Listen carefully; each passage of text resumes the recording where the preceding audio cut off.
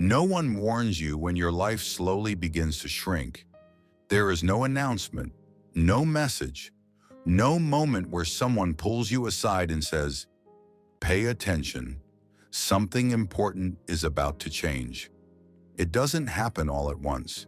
It happens quietly. So quietly, in fact, that most of us don't even notice it at first. It happens while you are busy living, while you are trying to be responsible, while you are doing what you believe you are supposed to do. One day, without realizing how it started, you notice something feels different. There are fewer conversations, not arguments, not conflicts, just fewer conversations, fewer familiar voices, fewer moments that feel unplanned, fewer reasons to slow down and stay a little longer than necessary. At first, you tell yourself this is normal. You convince yourself this is just how life works. People get busy, schedules change, time moves forward, and all of that is true. But what we don't talk about is what time quietly takes with it. I didn't realize how much I had lost until I tried to remember something simple. Not a big memory, not a milestone, just something ordinary, something I used to do without thinking. And I couldn't remember when I had last done it. That moment didn't feel dramatic. It didn't feel emotional. It felt empty. That's when it hit me, not as regret, not as sadness, but as awareness. We spend years adding things to our lives, responsibilities, goals, routines, expectations. And without noticing, we slowly remove the things that once made life feel full. Not because they stopped mattering, but because they didn't feel urgent. Urgency becomes the enemy of meaning. We answer emails faster than we answer people.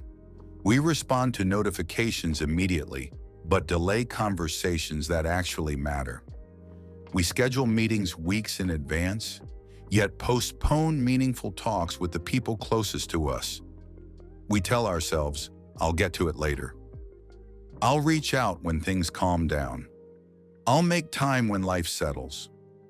But life doesn't settle. It replaces. Days quietly turn into habits. Habits slowly turn into years.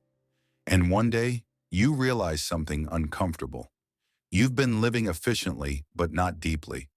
The strange part is nothing feels wrong. There is no disaster, no crisis, no single mistake you can point to.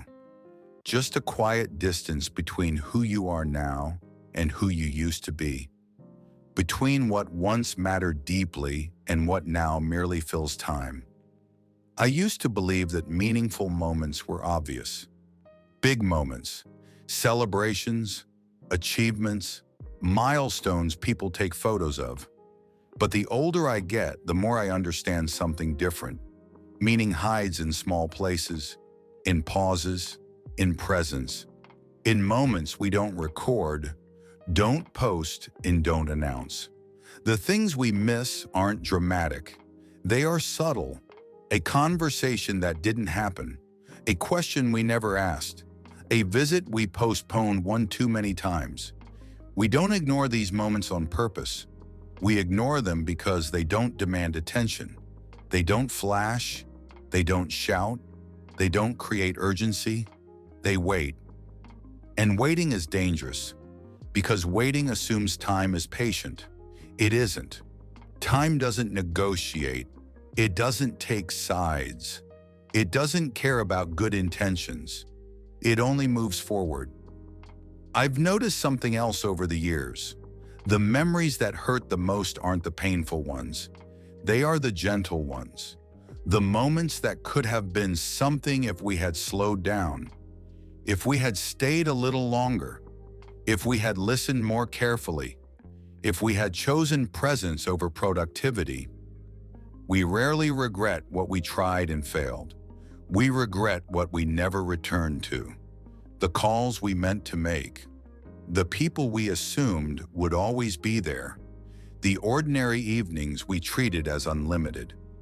There is a quiet grief that comes from realizing you can't go back to the version of life where certain doors were still open.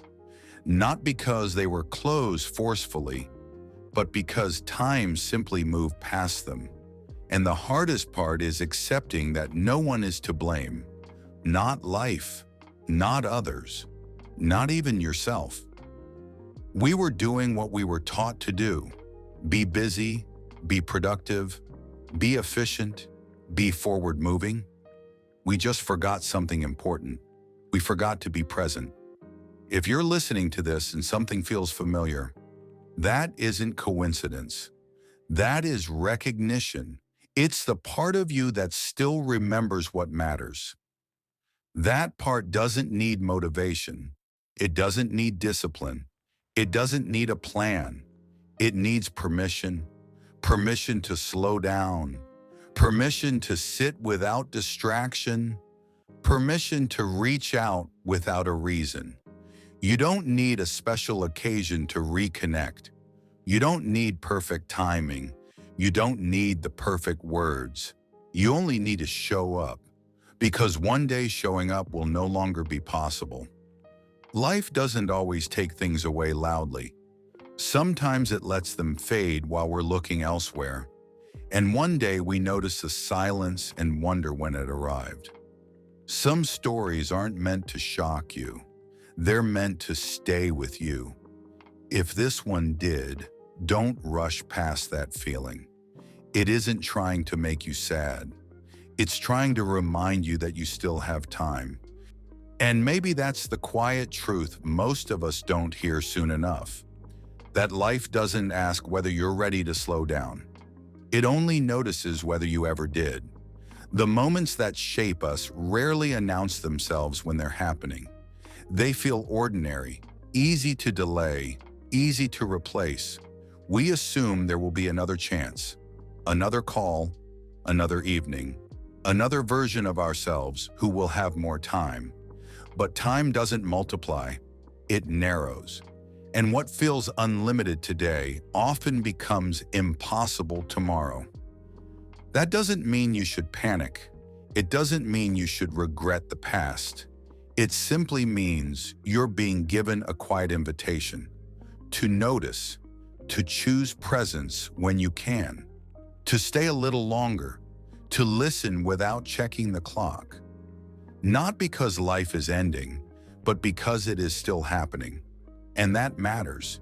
If this moment reached you, let it be enough.